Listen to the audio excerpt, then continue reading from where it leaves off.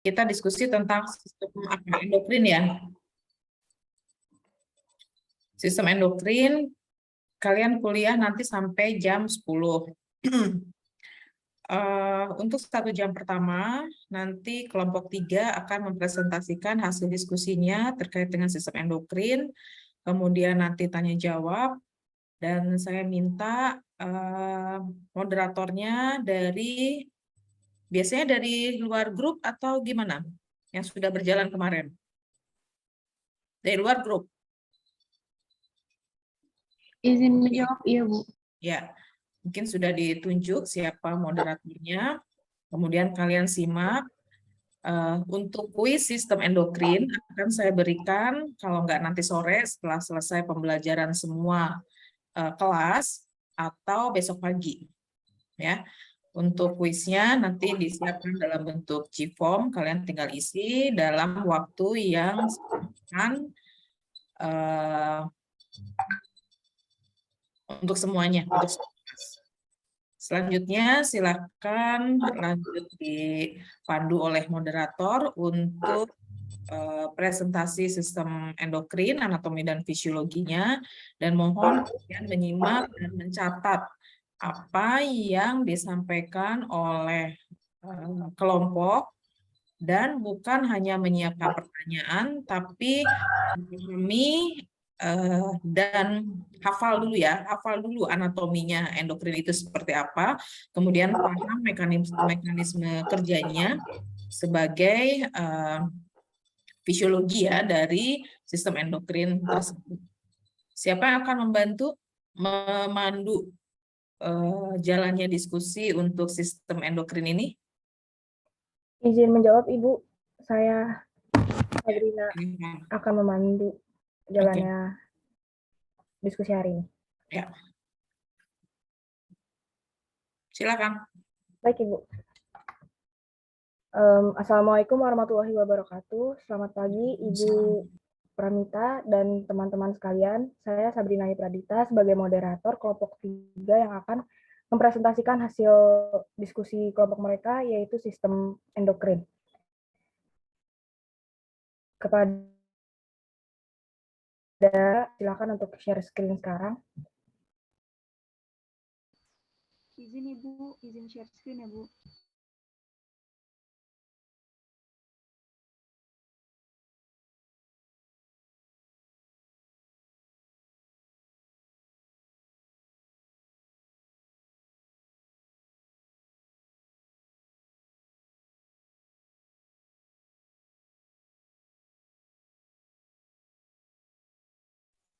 Assalamualaikum warahmatullahi wabarakatuh. Selamat pagi teman-teman. Kali ini kelompok 3 ingin mempresentasikan tentang sistem endokrin. Yang pertama-tama ada pengertian sistem endokrin.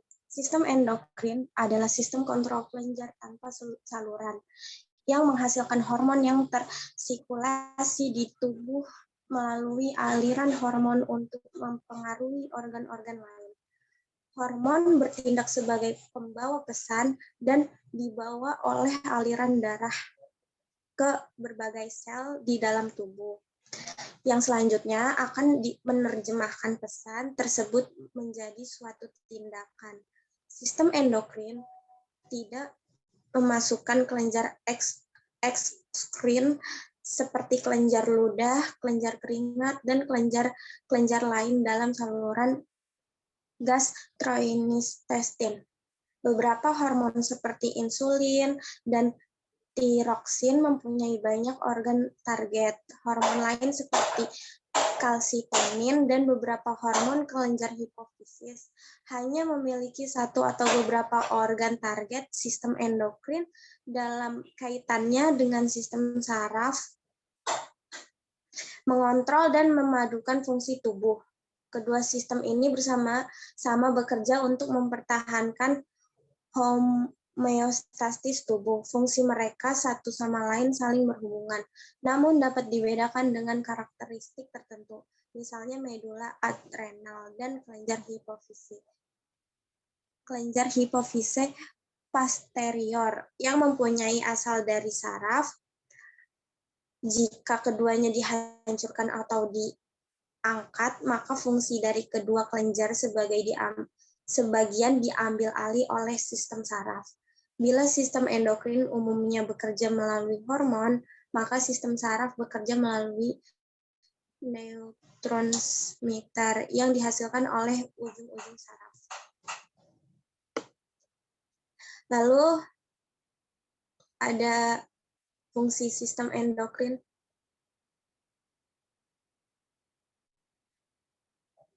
Fungsi sistem endokrin seiring dengan saraf, sistem endokrin berfungsi untuk mempertahankan homeostasis selama istirahat dan olahraga. Saraf dan sistem endokrin juga bekerja sama untuk memulai dan mengendalikan gerakan dan semua gerakan yang melibatkan proses fisiologis di mana sistem saraf bertindak cepat. Hampir seketika menyampaikan pesan impulsif saraf, sistem endokrin memiliki respon lebih lambat tapi lebih tahan lama dari impuls sistem saraf. Nah, secara umum fungsi kelenjar endokrin adalah yang pertama penghasil hormon.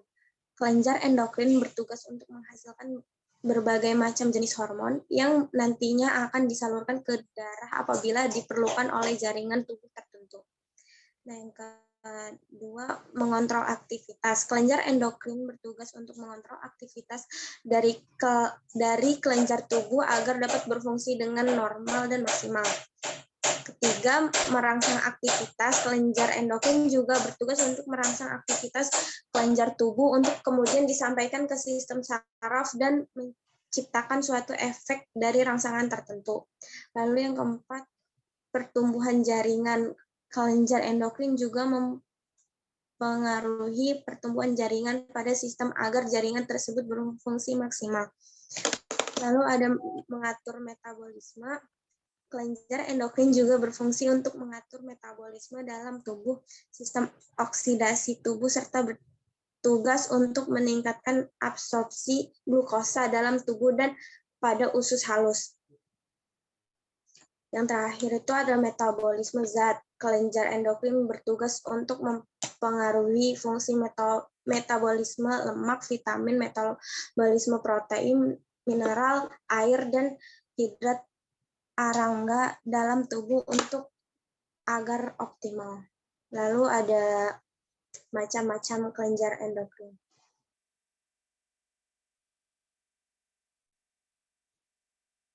Macam-macam kelenjar endokrin. Kelenjar endokrin merupakan kelenjar yang tidak mempunyai saluran yang menyalurkan sekresi hormonnya langsung ke dalam darah. Hormon tersebut memberikan efeknya ke organ atau jaringan target. Yang pertama ada hipotalamus. Hipotalamus sebenarnya adalah bagian dari otak, tetapi juga mengeluarkan hormon. Beberapa hormon yang memberitahukan kelenjar hipofisis baik untuk mengeluarkan atau menghentikan mensekresi hormon tersebut. Terus ada fungsi hipotalamus yang paling utama adalah homeostasis, yaitu memastikan dan mempertahankan semua sistem tubuh tetap berjalan stabil. Dengan cara ini hipotalamus menyediakan link antara sistem saraf dan endokrin. Hipotalamus juga menghasilkan hormon yang secara langsung mengatur proses tubuh. Hormon-hormon ini melakukan perjalanan ke kelenjar pituitari yang menyimpan mereka sampai mereka dibutuhkan. Hormon termasuk hormon antidiuretik dan oksitosin. Hormon antidiuretik merangsang ginjal untuk menghemat air dengan memproduksi urin lebih pekat. Oksitosin merangsang kontraksi persalinan di antara fungsi lainnya. Hipotalamus dan kelenjar hipofisis adalah terletak berdekatan di bagian bawah otak. Lalu ada yang kedua, kelenjar kelenjar pituitari. Nah, kelenjar pituitari atau hipofisis terletak di dasar tengkorak, dilindungi struktur tulang yang disebut bagian sella tursika yang merupakan bagian dari os sepnoid, terdiri dari lobus dextra dan sinistra. Kelenjar pituitari melepaskan 9 hormon peptida. Semuanya berkaitan dengan reseptor membran dan menggunakan AMP siklik sebagai pembawa pesan kedua. Kelenjar pituitari menggantung lebih rendah dari hipotalamus, lalu dihubungkan oleh struktur ramping berbentuk corong yang disebut infundibulum. Basis infundibulum terletak di antara kaisma optikum dan corpus mammillaris. Kelenjar hipofisis digendong oleh sella tursika dan ditahan pada posisinya oleh diafragma sellae. Lapisan dural yang mengelilingi infundibulum diafragma sellae mengunci kelenjar pituitari pada posisinya dan mengisolasinya dari rongga tengkorak. Lalu fungsi kelenjar hipofisis yang pertama produksi hormon pertumbuhan. Lalu yang kedua, produksi hormon yang bekerja pada kelenjar endokrin lainnya. Lalu yang ketiga, produksi hormon yang bekerja pada otot dan ginjal. Yang keempat, regulasi fungsi endokrin. Yang kelima, penyimpanan hormon yang dihasilkan oleh hipotalamus. Terus ada lobus anterior kelenjar pituitari atau adenohipofisis mengandung berbagai sel endokrin. Lobus anterior dapat dibagi menjadi 3 wilayah. Yang pertama, pars distalis, bagian terbesar dan paling anterior dari kelenjar hipofisis. Lalu ada bagian yang kedua, perpanjangan yang disebut pars tubralis yang membungkus bagian infundibulum yang berdekatan. Yang ketiga, pars intermedia yang ramping yang membentuk pita sempit yang berbatasan dengan lobus posterior. Jaringan kapiler yang luas menyebar melalui daerah ini memberikan setiap sel endokrin akses langsung ke sistem peredaran darah. Ada 2 kelas hormon pengatur hipotalamus, hormon pelepas dan hormon penghambat. Hormon pelepas RH merangsang sintesis dan sekresi satu atau lebih hormon di lobus anterior, sedangkan hormon penghambat LH mencegah sintesis dan sekresi hormon dari lobus anterior. Sel endokrin di lobus anterior dapat dikontrol dengan melepaskan hormon, menghambat hormon, atau kombinasi keduanya.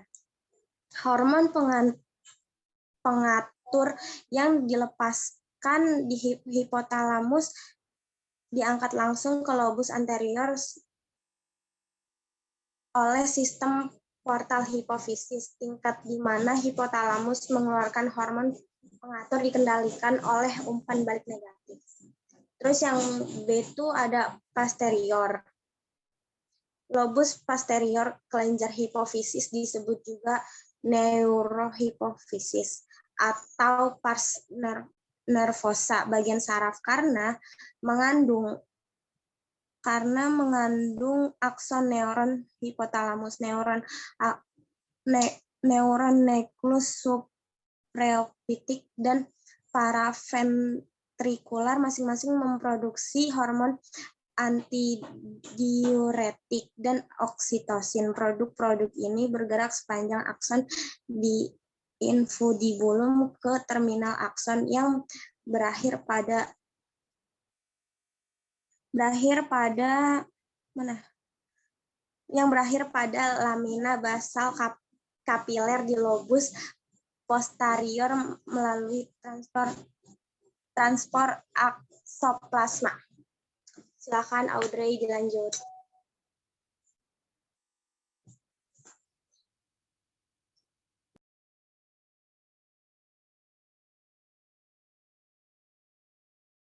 Yang keempat ada kelenjar tiroid atau kelenjar gondok. Kelenjar tiroid terletak di kiri dan di kanan trakea di daerah faring dekat jakun. Kelenjar ini menghasilkan hormon tiroksin, triodotironin, dan kalsironin. Hormon-hormon ini berfungsi mempengaruhi metabolisme sel, mempengaruhi pertumbuhan, dan mempengaruhi perubahan tiroksin. Kelebihan atau hipersekresi tiroksin pada orang dewasa akan mengakibatkan penyakit morbus Basedow. Tanda-tanda penyakit ini antara lain metabolisme meningkat, denyut jantung cepat, gugup, emosional, pelupuk mata melebar, dan bola mata menonjol. Hipersekresi tiroid pada anak-anak menyebabkan gigantisme atau pertumbuhan raksasa. Gejala ini ditandai dengan kegemukan yang luar biasa atau obesitas dan kecerdasan menurun. Hiposekresi tiroksin pada anak-anak menyebabkan kretinisme, yaitu pertumbuhan kerdil dan kemunduran mental. Hormon tiroksin mengandung banyak yodium. Kekurangan yodium pada jangka panjang dapat menyebabkan pembengkakan kelenjar tiroid. Hal itu terjadi karena kelenjar tiroid harus bekerja keras memproduksi tiroksin dengan bahan baku yodium yang kurang. Pembengkakan kelenjar tiroid menimbulkan penyakit gondok. Hormon kalsitonin berfungsi menjaga keseimbangan ion kalsium atau Ca2+ dalam darah. Jika ion Ca2+ dalam darah meningkat, hormon kalsitonin juga meningkat dan akan mendapatkan ion Ca2+ tersebut dalam tulang. Yang kelima ada kelenjar paratiroid atau kelenjar anak gondok. Kelenjar paratiroid terletak di sebelah dorsal kelenjar tiroid.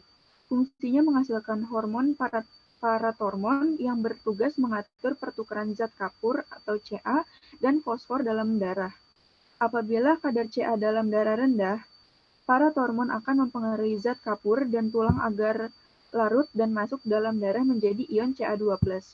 Hipersekresi paratormon menyebabkan Ca dalam darah naik, sehingga mengakibatkan pengendapan zat kapur pada ginjal atau batu ginjal.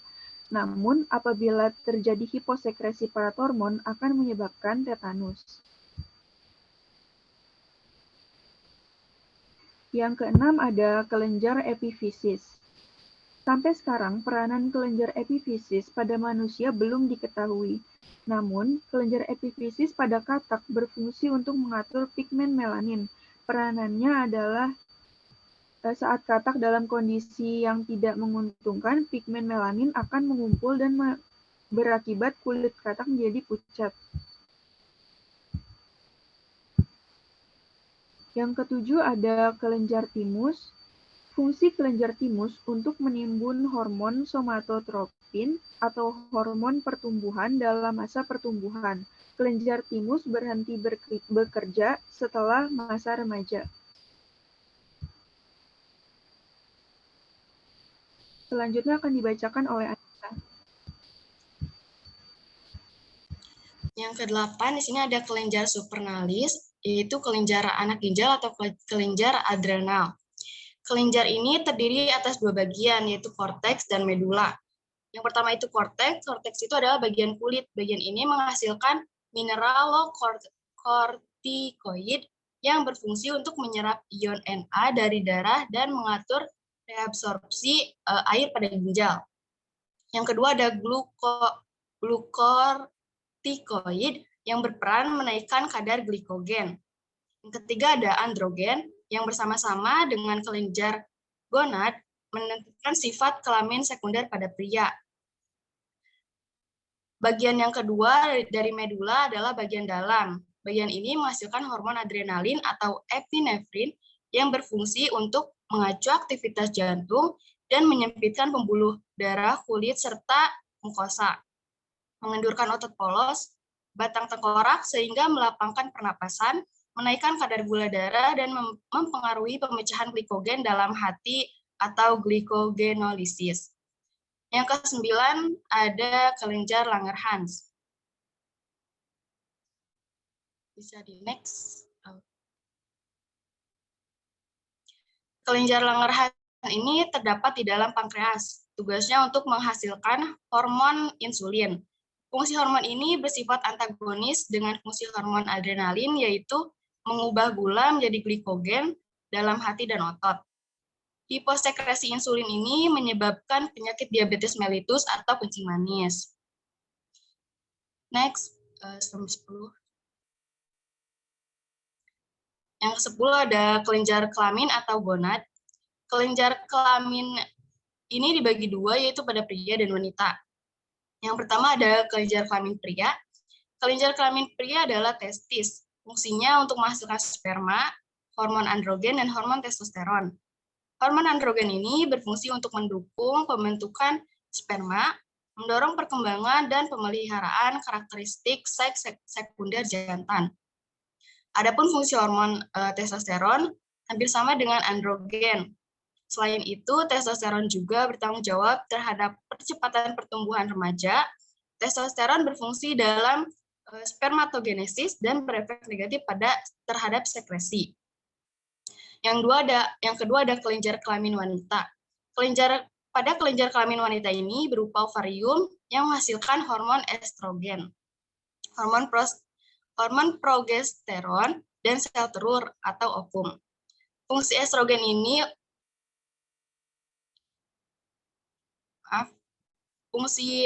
ini untuk merangsang pertumbuhan dinding uterus, mendorong perkembangan dan pemeliharaan karakteristik seks sekunder. Fungsi progesteron ini untuk mengatur pertumbuhan plasenta, menghambat sekresi FSH, dan melancarkan ASI susu bagi ibu yang menyusui. Next. Di sini ada macam-macam penyakit endokrin. Yang pertama ada insufisiensi adrenal. Penyakit ini disebabkan karena kelenjar adrenal merilis terlalu sedikit hormon kortisol, dan kadang-kadang gejala ini termasuk kelelahan, sakit perut, dehidrasi, dan perubahan kulit. Penyakit Addison ini adalah jenis insufiensi adrenal. Yang kedua ada penyakit Cushing atau Cushing syndrome. Penyakit ini adalah kelebihan hormon kelenjar hipofisis yang menyebabkan kelenjar adrenal terlalu aktif. Kondisi serupa disebut sindrom Cushing dengan dapat terjadi pada manusia, terutama anak-anak yang mengkonsumsi obat kortikosteroid. Yang ketiga ada gigantisme atau akromegali dan masalah hormon pertumbuhan lainnya. Jika kelenjar pituitari memproduksi hormon pertumbuhan terlalu banyak, tulang anak bagian tubuh dapat tumbuh dengan cepat. Jika kadar hormon pertumbuhan terlalu rendah, seorang anak dapat mengalami pertumbuhan yang lambat. Yang keempat ada hipertiroidisme. Kelenjar tiroid ini menghasilkan terlalu banyak hormon tiroid, yang nantinya akan menyebabkan penurunan berat badan, denyut jantung yang cepat, berkeringat, dan gelisah. Penyebab paling umum untuk tiroid yang terlalu aktif adalah gangguan autoimun yang disebut penyakit Graves. Yang kelima ada hipotiroidisme. Kelenjar tiroid ini tidak menghasilkan hormon tiroid yang cukup, yang akan menyebabkan kelelahan, sembelit, kulit kering, dan depresi. Kelenjar kurang aktif dapat menyebabkan perkembangan melambat pada anak-anak. Beberapa jenis hipotiroidisme hadir pada saat lahir. Yang keenam ada hipopituitarisme. Hipopituitarisme ini atau kelenjar hipofisis sedikit atau tidak ada hormon. Ini tuh mungkin menyebabkan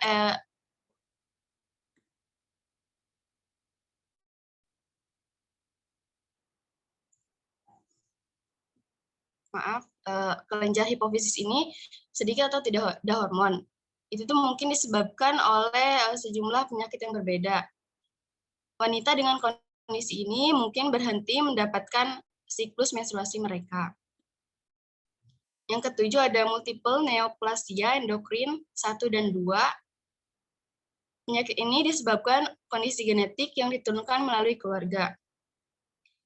Mereka ini menyebabkan tumor dari paratiroid, adrenal, dan kelenjar tiroid yang menyebabkan kelebihan hormon.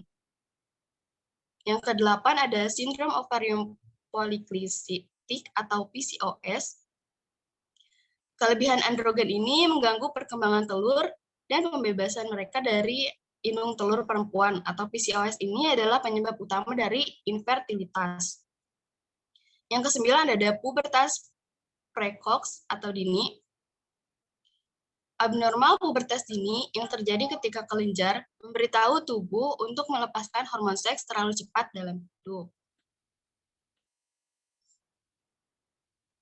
Next.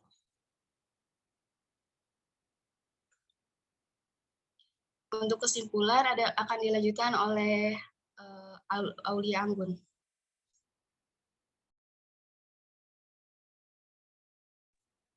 Kesimpulannya, sistem endokrin adalah sistem kontrol kelenjar tanpa saluran yang menghasilkan hormon yang tersirkulasi di tubuh melalui aliran darah untuk mempengaruhi organ-organ lain. Hormon bertindak sebagai pembawa pesan dan dibawa oleh aliran darah ke berbagai sel dalam tubuh yang selanjutnya akan menerjemahkan pesan tersebut menjadi suatu tindakan. Sistem endokrin tidak memasukkan kelenjar eksokrin seperti kelenjar ludah, kelenjar keringat, dan kelenjar lain dalam saluran gastrointestin. Kelenjar endokrin merupakan kelenjar yang tidak mempunyai saluran yang menyalurkan sekresi hormonnya langsung ke dalam darah. Hormon tersebut memberikan efeknya ke organ atau jaringan target. Beberapa hormon seperti insulin dan tiroksin mempunyai banyak organ target. Hormon lain seperti kalsitonin dan beberapa hormon kelenjar hipofisis hanya memiliki satu atau beberapa organ target. Sistem endokrin dalam kaitannya dengan sistem saraf mengontrol dan memadukan fungsi tubuh. Kedua sistem ini bersama-sama bekerja untuk mempertahankan homeostasis tubuh. Fungsi mereka satu sama lain saling berhubungan, namun dapat dibedakan dengan karakteristik tertentu, misalnya medula adrenal dan kelenjar hipofise posterior yang mempunyai asal dari saraf. Jika keduanya dihancurkan atau diangkat, maka fungsi dari kedua kelenjar ini sebagian diambil alih oleh sistem saraf. Bila sistem endokrin umumnya bekerja melalui hormon, maka sistem saraf bekerja melalui neurotransmitter yang dihasilkan oleh ujung-ujung saraf.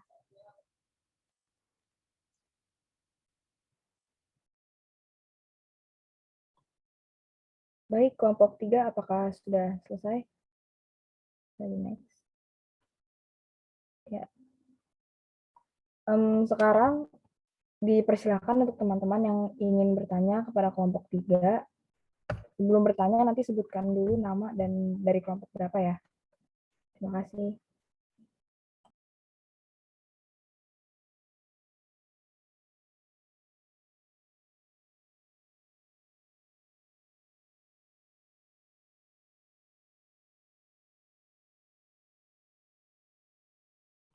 Ya, ada pertanyaan pertama. Ailina, silakan. Jadi saya ingin bertanya, nama saya Ailina Arsanti dari kelompok 1. Tadi dikatakan dalam PPT, kelenjar hipofisis sering disebut sebagai master of glands dari sistem endokrin karena menghasilkan hormon yang dapat mengatur fungsi kelenjar atau sistem hormon lain. Nah, ini bagaimana cara kerjanya hipofisis ya sehingga dapat mengatur fungsi kelenjar lain. Terima kasih. Untuk kelompok 3, apakah pertanyaannya sudah jelas? Atau harus diulang? Coba diulang ya. Ya, Ailina, tolong diulang lagi.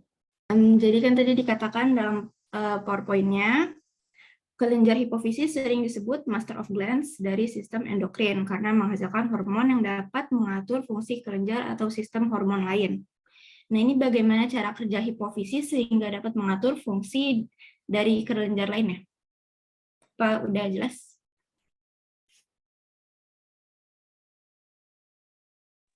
Sudah. Izin menjawab ya, Ayana.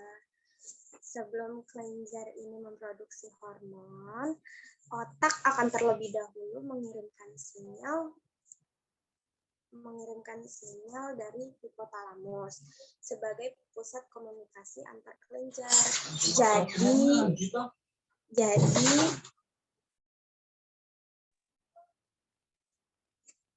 Jadi otak akan terlebih dahulu untuk mengirimkan sinyal dari hipotalamus sebagai pusat komunikasi antar kelenjar. Apakah sudah jelas? Maaf, boleh diulang nggak?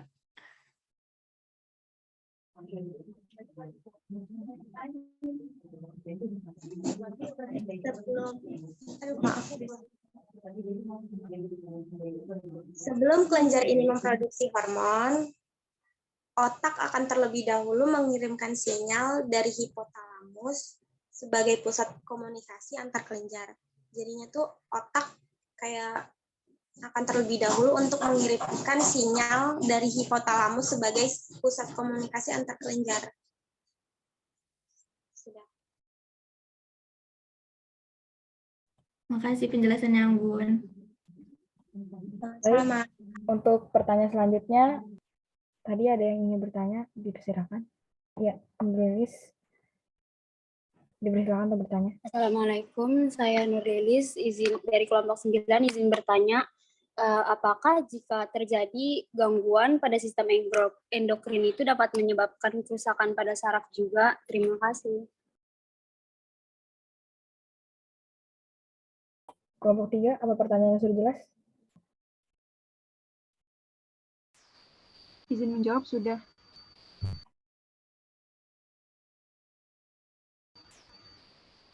Izin langsung menjawab ya, Liz. Kan pertanyaannya, apakah jika terjadi gangguan pada sistem endokrin dapat menyebabkan kerusakan saraf?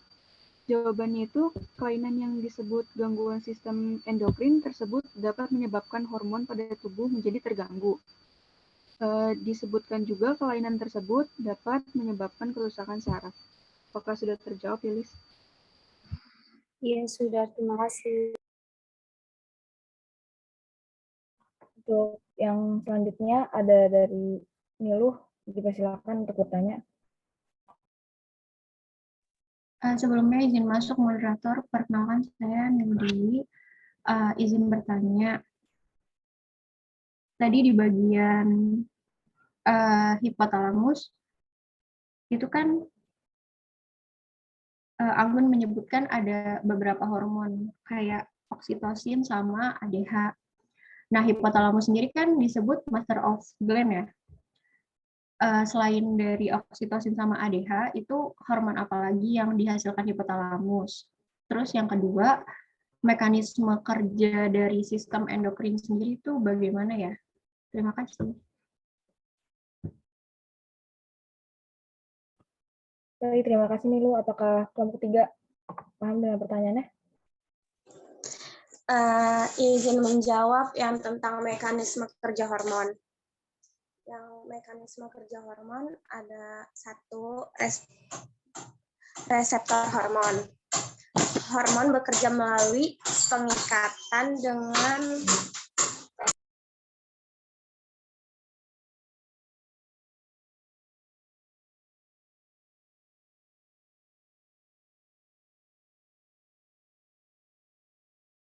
maaf ya teman-teman. Mekanisme kerja hormon. Yang pertama itu ada reseptor hormon. Hormon bekerja melalui pengikatan dengan reseptor spesifik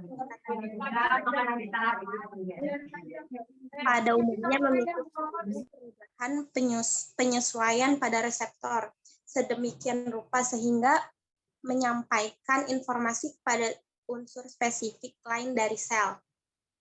Nah, reseptor ini terletak pada permukaan sel atau intraseluler. Interaksi permukaan hormon reseptor memberikan sinyal pembentukan dari messenger kedua. Interaksi hormon reseptor ini menimbulkan pengaruh pada ekspresi gen. Terus ada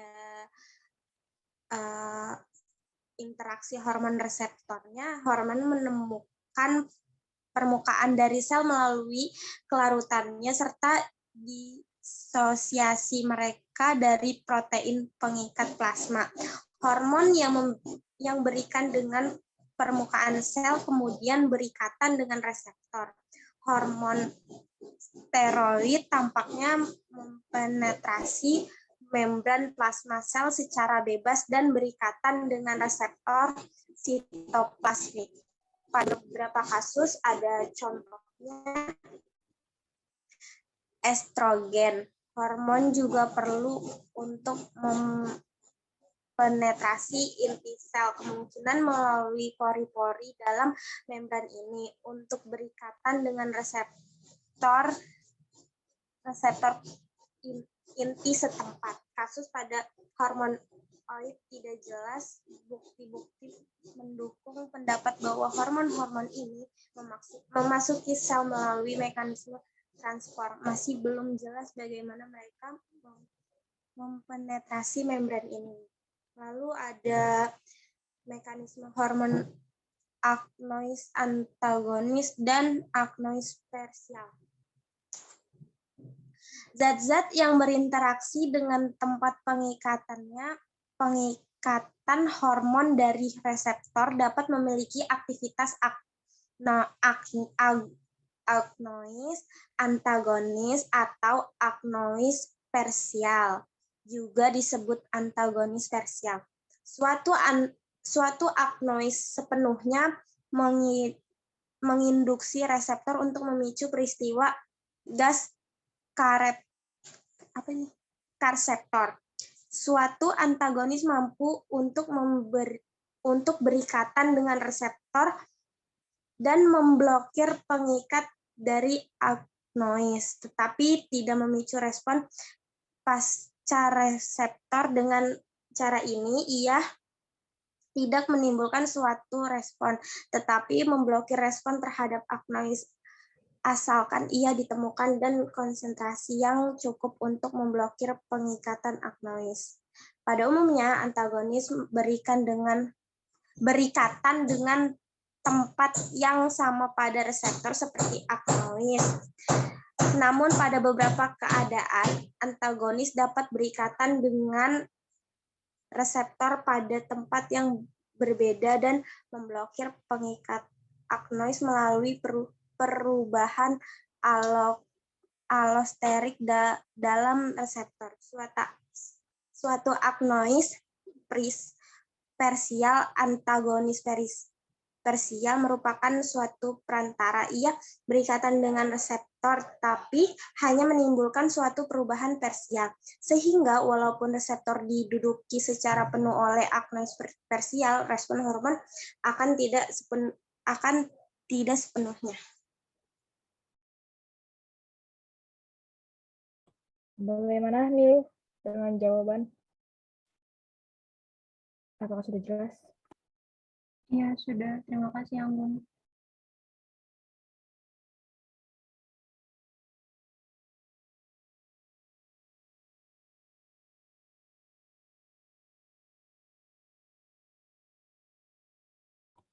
Bagaimana teman-teman? Masihkah ada yang ingin bertanya pada kelompok 3?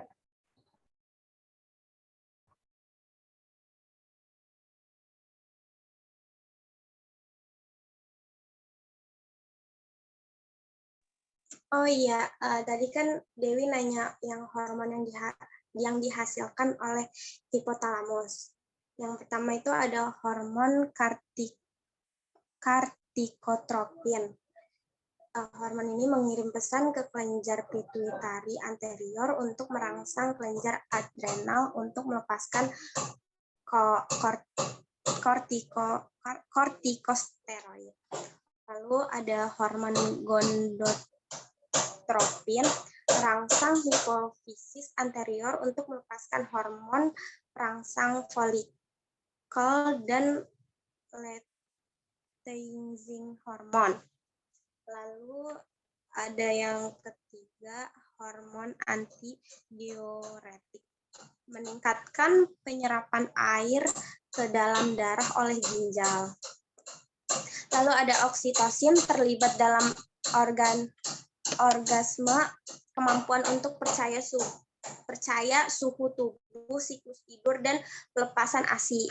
Lalu ada hormon pertumbuhan atau hormon penghambat pertumbuhan dikenal sebagai somatostatin, meminta hipofisis anterior untuk melepaskan hormon pertumbuhan. Lalu ada tiroliberin, memicu pelepasan tiroid stimulating hormon yang merangsang pelepasan hormon tiroid yang mengatur metabolisme energi dan perkembangan.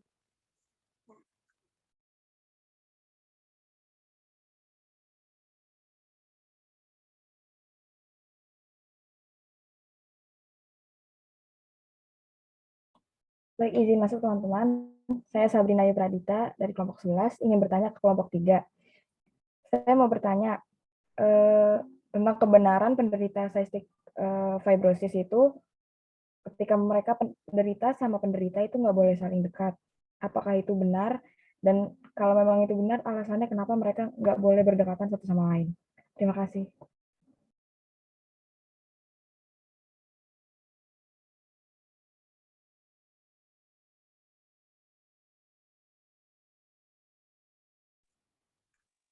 Baik, izin menjawab pertanyaan dari Sabrina.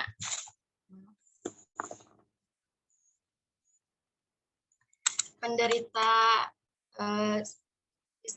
fibrosis ini seringkali itu mengalami infeksi saluran nafas yang berulang, ya, dan sangat mudah tertular infeksi saluran nafas. Kita ini sangat tidak disarankan atau tidak dianjurkan untuk berdekatan dengan penderita tersebut. Penderita cystic fibrosis ini dia memiliki penyakit ini itu karena keturunan, karena gen.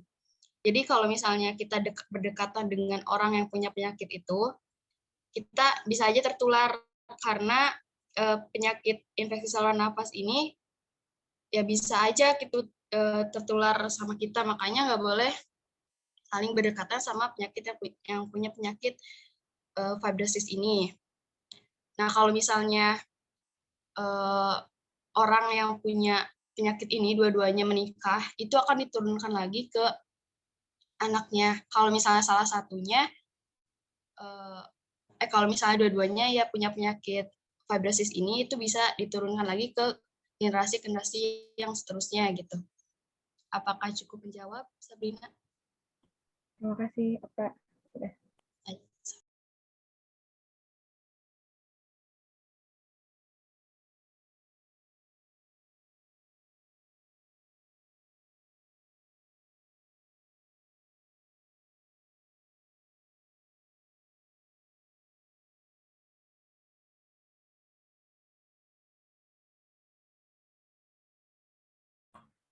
Jika sudah tidak ada pertanyaan lagi dari kelompok lain, mungkin presentasi dari kelompok 3 akan saya tutup.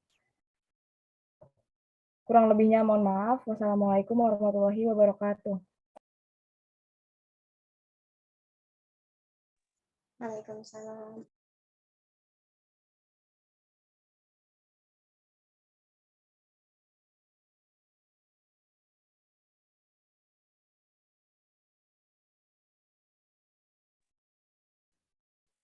Oke, terima kasih kelompok 3. Cuman saya tutup itu ya, tutup kamera ya. Ini ada kegiatan yang lain yang harus dihadiri. Gini, setelah saya menyimak, kedengeran nggak suara saya? Izin menjawab kedengaran. Setelah saya menyimak hasil diskusi kalian, yang pertama, dari segi waktu kalian belum cukup untuk membaca ya. Jadi, kalau balik lagi ke nama mata kuliah ini kan namanya anatomi dan fisiologi. Kalau bicara anatomi fisiologi, kita jangan terlalu banyak pertanyaannya ke arah penyakitnya, tapi galilah bagaimana semua kelenjar dari sistem endokrin ini bekerja. Ini belum tergali. Contoh tadi yang disebut master of glands itu siapa? Hipotalamus atau pituitari?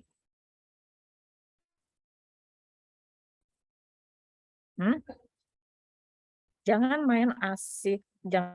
asik main handphone sendiri, WA sendiri, terus tidak menyimak pertanyaan dan jawaban dari diskusi ini.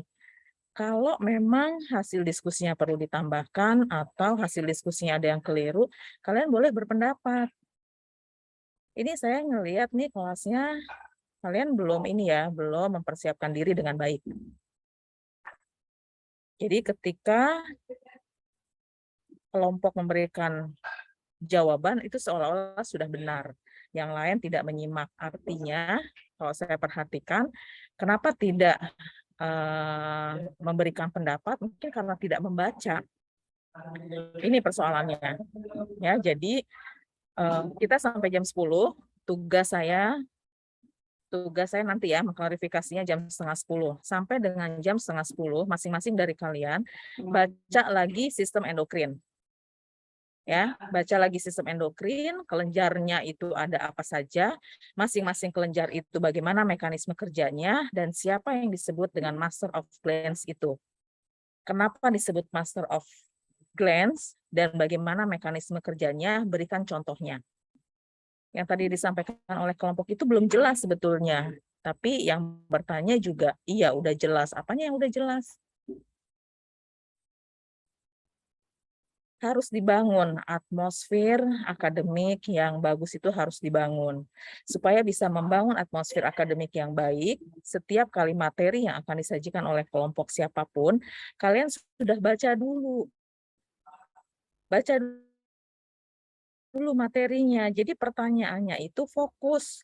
Karena sekarang pelajarannya anatomi fisiologi, fokuslah ke anatomi atau struktur dari apa yang didiskusikan dan bagaimana mekanisme bekerjanya. Syukur kalian bisa menjelaskan sampai tingkat sel. Jadi bukanlah penyakit itu nanti. Ada mata kuliah yang namanya patofisiologi.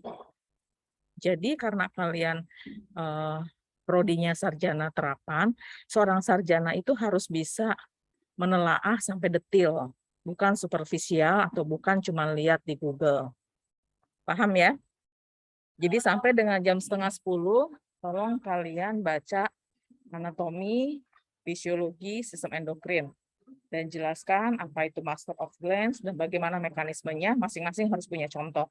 Karena kalau sudah menjelaskan master of glands dan contoh-contohnya itu pasti sudah meliputi semua sistem endokrin.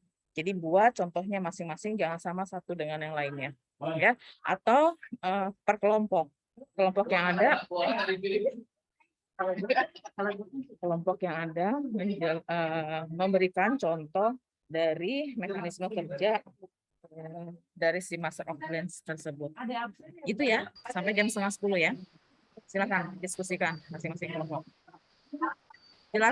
Jelas nggak? Jelas? Oke, silakan diskusi sampai jam 9:30. 1 jam itu target kalian memahami sistem endokrin. Tidak seperti diskusi sekarang nih. Ini hanya superficial dan jawabannya semua lihatnya di Google.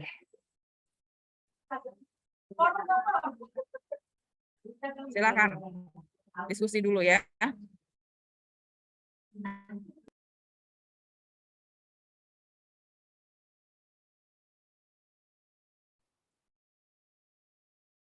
Adi, Alina, Albrani?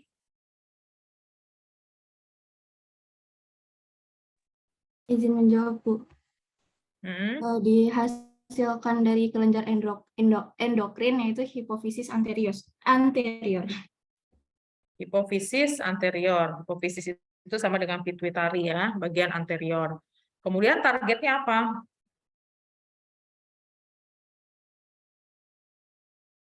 Organ targetnya apa dari hormon itu? Izin menjawab, Organ Bu. targetnya ada Ya, ada apa? Tadi organ targetnya ada tulang dan jaringan lunak, Bu. tulang dan jaringan lunak. Nah, bagaimana sih hormon pertumbuhan ya, growth hormone itu hormon pertumbuhan. Bagaimana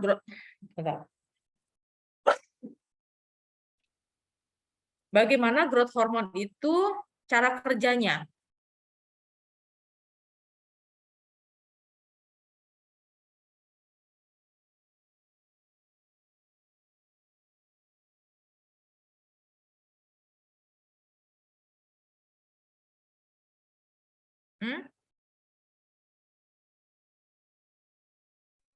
Izin menjawab, Ibu. Ya. Untuk mekanis kerjanya growth hormone, itu dia memacu tubuh, khususnya merangsang pelepasan somatomedin dan mempengaruhi metabolisme protein, karbohidrat, dan lemak, Bu. Somato apa?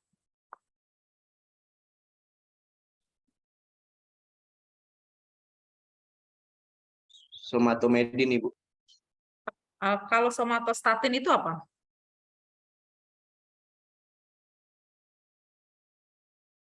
Izin menjawab, Bu, yang menghambatnya ya, Bu. Jadi saya mau jelasin ulang ya, Bu, mau coba jelasin ulang. Jadi mekanismenya itu growth hormone releasing hormone merangsang sekresi hormon pertumbuhan, sementara growth hormone inhibiting hormone yang juga dikenal sebagai somastatin. Jadi mereka bekerja bersamaan agar tidak berlebihan juga. Jadi si GHIH ini menghambatnya. Hasil somatotrop hipofisis anterior yaitu laju sekresi hormon pertumbuhan sebagai respon terhadap dua sinyal yang bertentangan bergantung pada konsentrasi relatif hormon hipotalamus ini serta intensitas sinyal regulatorik lainnya. Ya, kerjanya tadi apa? Tadi Albrani bilang apa? Dia menstimulasi apa? Menstimulasi merangsang pelepasan somatomedin dan mempengaruhi metabolisme protein, karbohidrat, dan lemak, Ibu. Metabolisme, karbohidrat, lemak, dan protein. Terus bagaimana dengan tulang tadi? Tadi katanya organnya tulang sama jaringan lunak.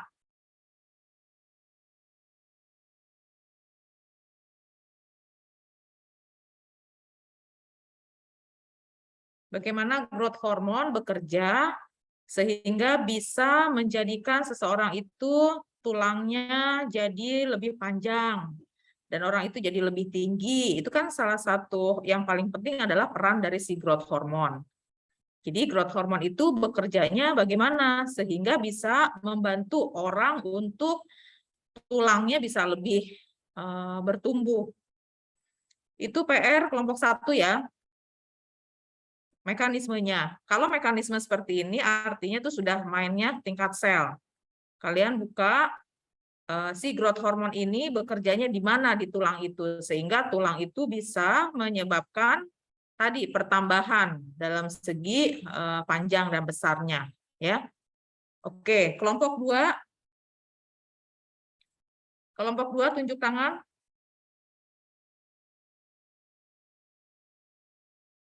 Yang lain sambil mencatat ya, apa yang saya sampaikan ke kelompok 1, kalian catat dan pada akhirnya itu adalah tanggung jawab kalian semua untuk melengkapi. Jadi bukan hanya tanggung jawab kelompok yang sedang saya tanya. Kelompok 2, Anggita, Angela, dan Alfia. Bagaimana TSH tadi ya? Tiroid stimulating hormone ini organ targetnya apa?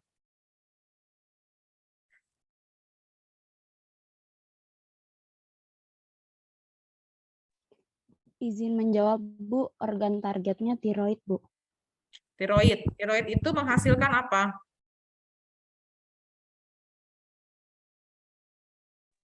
Izinkan kami buat maparin hasil diskusi kami ya, Bu. Ya, boleh. Jadi TSH atau thyroid stimulating hormone ini menghasilkan tiroid. Lalu tiroid menghasilkan 3 hormon yang diproduksi dan dilepaskan oleh kelenjar tiroid, yaitu yang pertama ada tiroksin atau T4, triiodotiranin atau T3, dan kalsitonin. Triiodo, bacanya triiodotironin. Terus? Selanjutnya cara kerja hormon TSH ini Enggak, tadi menghasilkan apa? Tiroid menghasilkan apa? Memproduksi apa?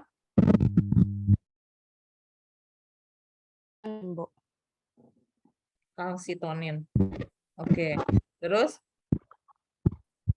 Selanjutnya, cara kerja hormon TSH ini yaitu saat tiroksin dilepaskan otak, sistem hormonal hipotalamus mengirimkan sebuah perintah TRH atau hormon pelepas tiroid ke kelenjar tiroid. Kelenjar tiroid sebagai titik akhir rantai perintah ini segera menanggapi dengan melepaskan tiroksin dan menyebarkan ke seluruh tubuh melalui darah. Saat tiroksin tersebut dibutuhkan, hipotalamus mengirimkan perintah ke kelenjar tiroid. Selanjutnya, perintah kerja yang diterima oleh kelenjar tiroid tersebut, kelenjar tiroid kemudian segera menghasilkan tiroksin dan menyebarkan ke seluruh tubuh lewat. Terus kalsitonin apa fungsinya?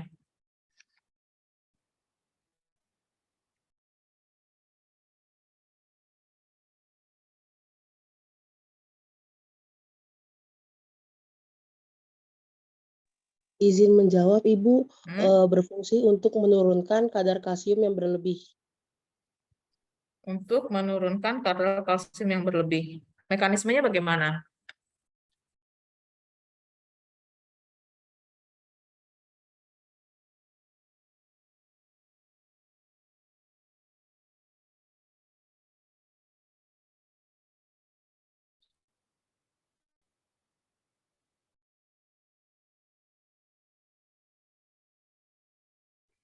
Izin menjawab, Ibu. Mekanisme kalsitonin, yaitu kalsitonin beraksi untuk mengurangi kalsium darah atau Ca2+, menentang efek hormon PTH. Hormon ini menghambat degradasi tulang oleh osteoklas atau sel-sel yang menghancurkan matriks ekstraseluler dan merangsang penyerapan kalsium dan fosfat oleh tulang. Jadi dia untuk fungsinya kalsitonin ini untuk mengurangi kalsium darah, Ibu. Mengurangi apa meningkatkan? Mengurangi, Ibu. Gimana tadi mekanismenya kalsitonin itu kerjanya? Mengurangi kalsium darah, Ibu. Dia distimulus oleh siapa?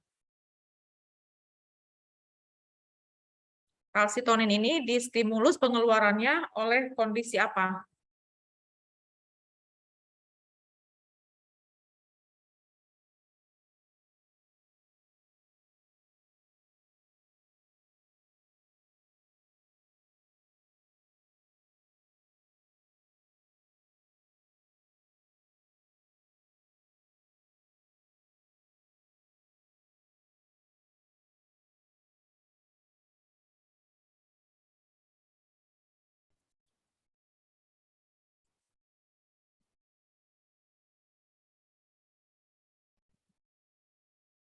Kalau ada TRH, berarti ada TIH-nya ya?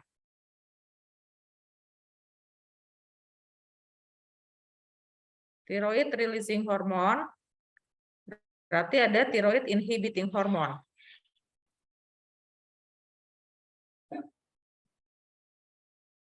Oke, kelompok 2, jelaskan kembali tentang TIH dan kalsitonin ya.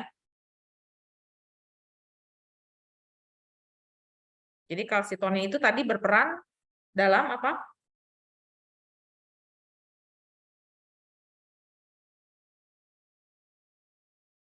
Perannya kalsitonin apa kelompok 2? Mengurangi kalsium darah, Ibu. Mengurangi Kalsium darah. mengurangi kadar kalsium darah. Benar nggak? Kita diulang lagi nanti bagaimana kalsitonin ini bekerja dan bagaimana TIH itu bekerja. 2 itu ya untuk kelompok 2.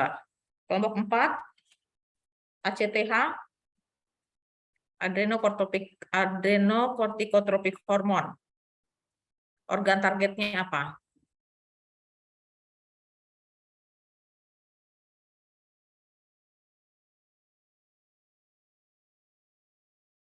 Kelompok 4 siapa? Kelompok 4.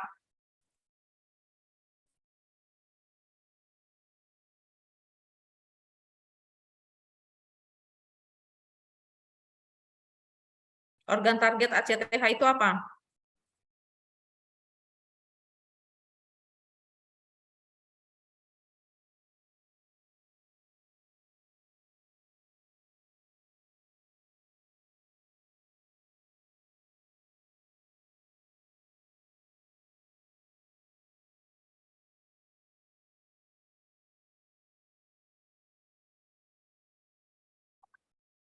Ini kelompok 4. Kalian diskusi apa enggak?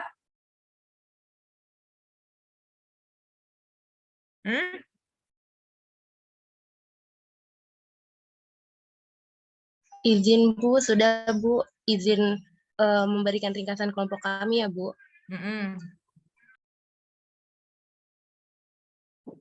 Ayo cepat. Siapa yang akan menjelaskan? Saya, Bu. Ya, silakan. Izin masuk, Bu. Kelenjar hipolisis arterior pada hormon ACTH mempunyai sel sasaran di zona fasciculata dan zona reticularis di korteks adrenal. Korteks artinya bagian luar. Kelenjar suprarenalis pada bagian atas ginjal mempunyai fungsi utama. Fungsi utama ACTH adalah untuk merangsang sekrasi kortisol. Hormon kortisol adalah menyediakan energi yang melimpah bagi tubuh, terutama ketika sedang berada di bawah ancaman tekanan atau stres. Mekanisme kerjanya adalah hipotalamus melepaskan CRH atau kortikotropin, kemudian ACTH merangsang adrenokortikotropik untuk menghasilkan kortisol. CRH dan ACTH akan terganggu apabila tingkat kortisol dalam darah sangat tinggi. Dalam menjalani fungsi ini, tubuh akan menggunakan gula atau glukosa dan lemak untuk menghasilkan energi. Hormon adrenokortikotropik adalah hormon yang mengendalikan kelenjar suprarenal dalam menghasilkan kortisol yang berasal dari korteks kelenjar suprarenal. Fungsi hormon merangsang sekrasi kortisol. ACTH berfungsi untuk memicu kelenjar adrenal untuk melepaskan hormon yang disebut kortisol. Hormon kortisol sendiri berguna untuk mengatur metabolisme tubuh dan tekanan darah. Kelenjar adrenal terletak pada retroperitoneal atau bagian belakang peritoneum, lokasi di bagian atas kedua ginjal. Zona fasciculata merupakan daerah terbesar di korteks. Daerah ini mengandung kapiler sinusoid yang tersusun longitudinal di antara kolumna sel-sel parenkim. Hormon kortisol adalah menyediakan energi yang melimpah bagi tubuh, terutama ketika sedang berada di bawah ancaman, tekanan, atau stres. Dalam menjalani fungsi ini, tubuh akan menggunakan gula atau glukosa dan lemak untuk menghasilkan energi. Zona reticularis adalah daerah korteks yang berbatasan dengan medula. Sel-selnya sama dengan spongiosit zona fasciculata, hanya lebih kecil dan lebih sedikit droplet lemak. Sel-selnya sering mengandung granula pigmen lipofuscin dalam jumlah besar. Beberapa sel yang berada dekat dengan medula adrenal tampak gelap, dengan sitoplasma padat elektronik dan inti pignotik yang menandakan pada zona ini mengandung sel parenkim yang berdegenerasi. Jadi ACTH itu distimulus oleh siapa? Oleh kondisi yang oleh kondisi yang seperti apa?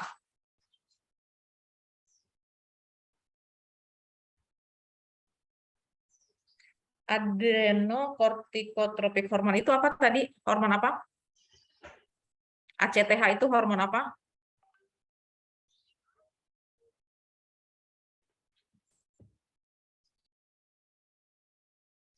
Izin menjawab, Bu. Dia memicu kelenjar adrenal dalam melepaskan hormon yang disebut kortisol, Bu. Kortisol itu dihasilkan oleh adrenal bagian mana?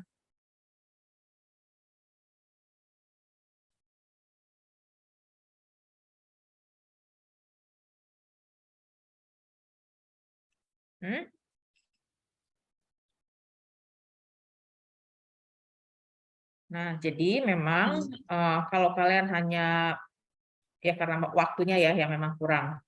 Jadi nanti untuk kelompok berapa ini? ACTH kelompok 4. ACTH atau nanti kortisol yang akan dikeluarkan oleh kelenjar adrenal bagian apa tadi?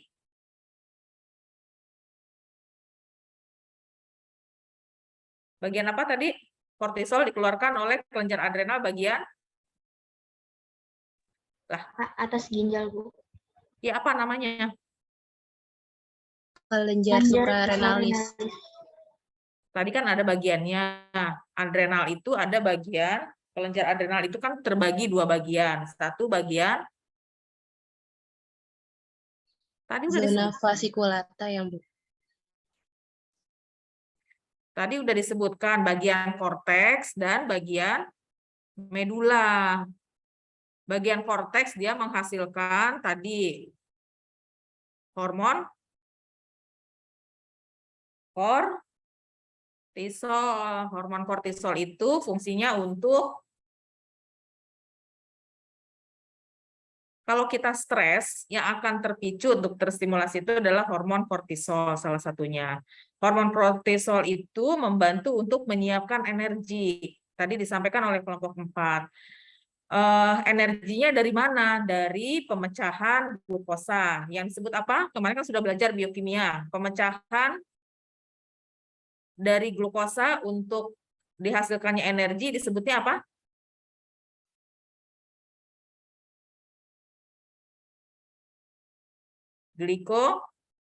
Glikolisis, Ibu. Bisa menjawab, Bu, glikogen, Bu.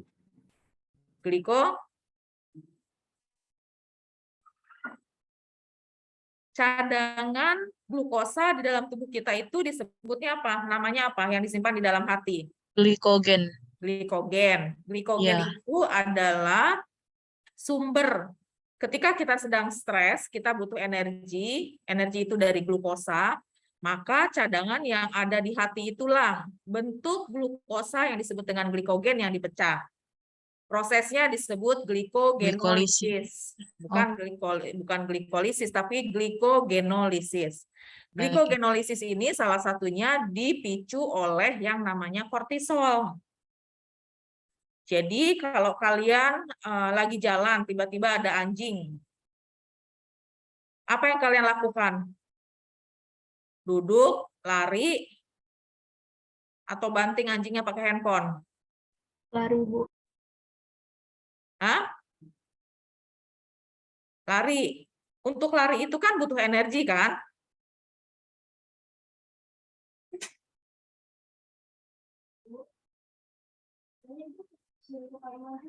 Oh iya. Ya. Oh iya. Oke. Makasih ya. Ya. Jadi kalau kita mau lari dari anjing atau lari dari kenyataan kan sama aja kan? Kita butuh energi. Energinya dari mana? Ya glikogen yang ada di hati kita. Tadi prosesnya namanya apa? Pemecahan glikogen di hepar apa namanya? Glycogenolisis. Glikogenolysis. Jadi itu untuk membantu kita mempertahankan diri dari kondisi stres. Jadi ketika kita lihat anjing, kita mau lari kan butuh energi. Itu hati itu nggak usah disuruh lagi, dia langsung melakukan hal tersebut, kecuali di dalam tubuh kita masih energinya masih cukup, tidak perlu dipecah glikogen yang ada di hati, kita bisa lari. Ya. Jadi hormon kortisol itu sangat penting untuk menjaga diri kita dari stres yang berlebihan. Kemudian tadi ada kelenjar medula. Kelenjar medula itu menghasilkan apa tadi?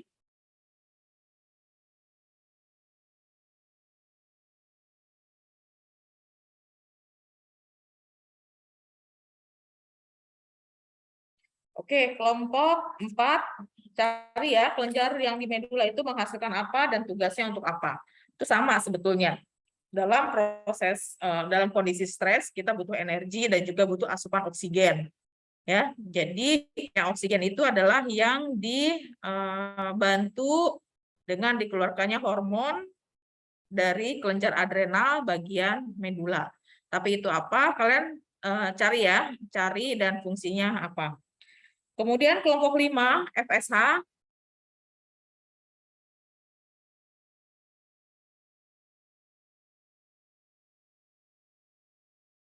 Kelompok 5.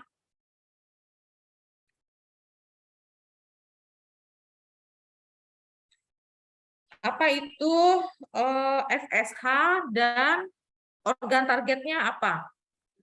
Baik Bu, izin menjawab, saya Gali Fakri Pratama. Saya ingin menjelaskan tentang pembahasan dari kelompok saya. Ya. FSH atau follicle stimulating hormone adalah hormon yang dikeluarkan oleh gonadotropin. FSH itu diproduksi di kelenjar pituitari. Organ yang dituju oleh FSH ini adalah pada wanita itu ovarium, sedangkan pada pria itu di testis. Terus mekanisme kerjanya bagaimana? Kalau dia sudah dia terstimulasinya karena situasi apa? FSH itu. Oh baik. Untuk wanita, LH itu merangsang produksi hormon estrogen dan progesteron di indung telur. Gelombang LH dalam siklus pertengahan menstruasi bertanggung jawab untuk ovulasi, dan sekresi LH terus kemudian merangsang korpus luteum untuk menghasilkan fungsi hormon progesteron agar bisa bekerja dengan baik. Pada laki-laki, LH merangsang produksi testosteron dari sel-sel interstitial testis atau sel Leydig. FSH merangsang pertumbuhan testis dan meningkatkan produksi protein dan meningkat androgen oleh sel Sertoli yang merupakan komponen tubulus testis. Kalau di wanita, follicle stimulating hormone artinya dia bertugas untuk memicu terjadi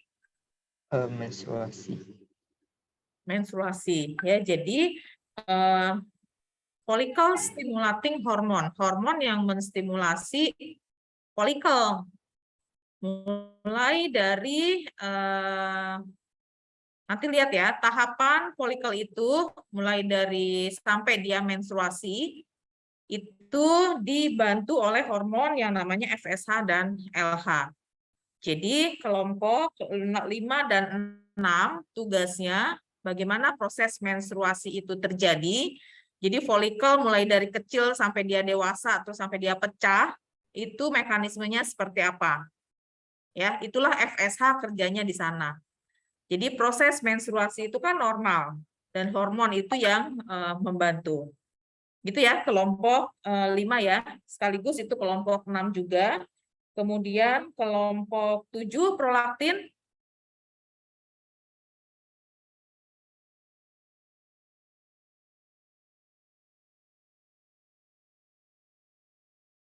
Kelompok 7? Iya, Ibu. FSH, LH, proses menstruasi, ACTH tadi tentang stres, ya bagaimana stres bisa memicu korteks, adrenal korteks dan medula, kemudian yang growth hormone, bagaimana pertumbuhan tulang itu bisa terjadi karena pengaruh dari growth hormone, dan juga dibantu oleh TSH, thyroid stimulating hormone, terutama untuk kalsitoninnya. Oke, yang PRL? Baik Ibu, izin menyampaikan hasil diskusi kami. Yang pertama, hormon prolaktin yang dihasilkan itu prolaktik. Fungsinya itu yang pertama merangsang produksi ASI, merangsang produksi sperma, menjaga sistem imun tubuh, dan mengatur sistem metabolisme tubuh. Organ targetnya yaitu pada wanita di kelenjar mamaria atau organ ovarium untuk merangsang pertumbuhan ovum pada wanita. Ya, berarti dia bekerja sama dengan FSH dan LH ya di sistem reproduksi. Ya, bagaimana proses menyusui ini terjadi? Itu nanti tambahannya ya. Itu mekanisme alamiah ya, fisiologi yang terjadi pada manusia yang dibantu oleh hormon tersebut. Untuk kelompok 7, bagaimana proses menyusui ya, sehingga prolaktin itu bekerja. Tambahannya kalian cari mekanisme menyusui tadi. Kemudian kelompok 5 menit lagi. Ini aja nggak apa sih. Kemudian kelompok tadi oksitosin.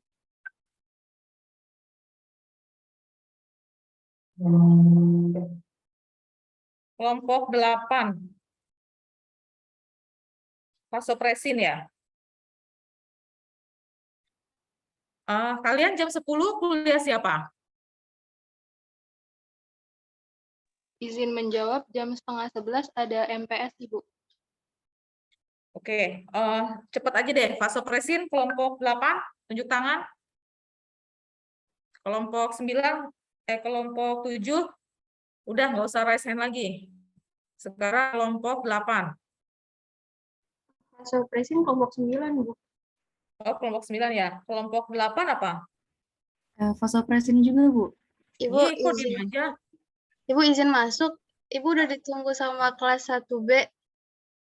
Oh iya ya.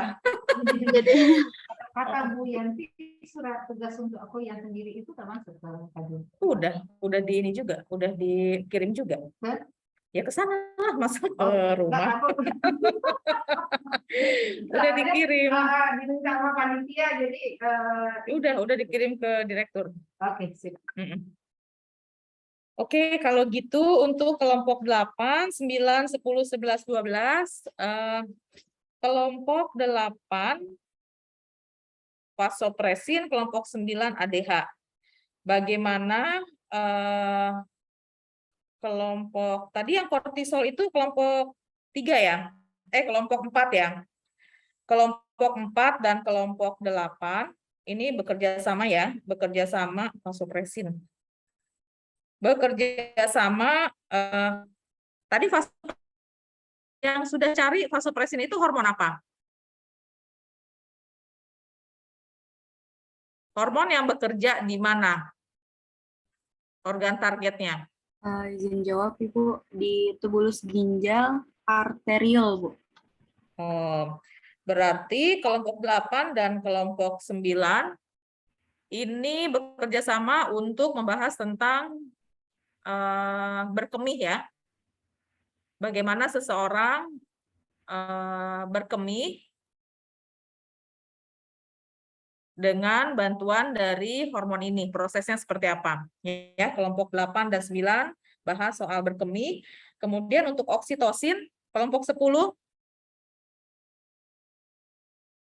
Oksitosin, organ targetnya apa? Izin menjawab, Ibu.